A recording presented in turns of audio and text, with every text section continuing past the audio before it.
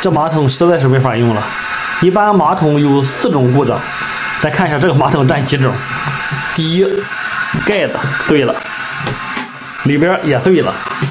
第二，按键坏了。第3种常见故障，进水阀坏了。这个进水阀没坏。第4个常见故障，排水阀坏了。排水阀坏了，现在是进水不止，因为不停的往里漏水。我们一个一个的修，先把盖换了它吧。这种盖子怎么换呢？一般有2种。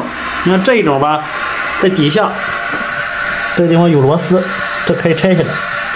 还有一种它是内置螺丝的，你看这个吧，把螺丝这样拆下来就可以了。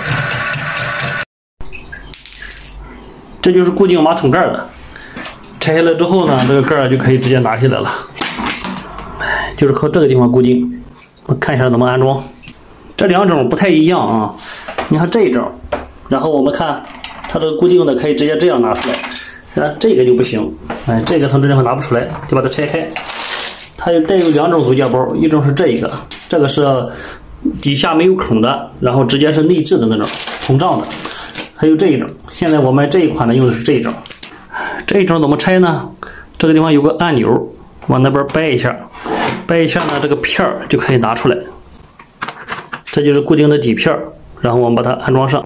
一般买这个新盖的时候还要测量一下这个孔距啊，一般这个孔距都是通用的啊，都没有问题。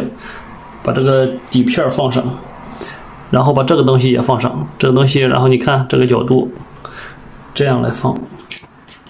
放上之后呢，这个这样来放，然后再把底下的螺丝上就可以了。确认安装牢固之后，把马桶盖推过去就可以了。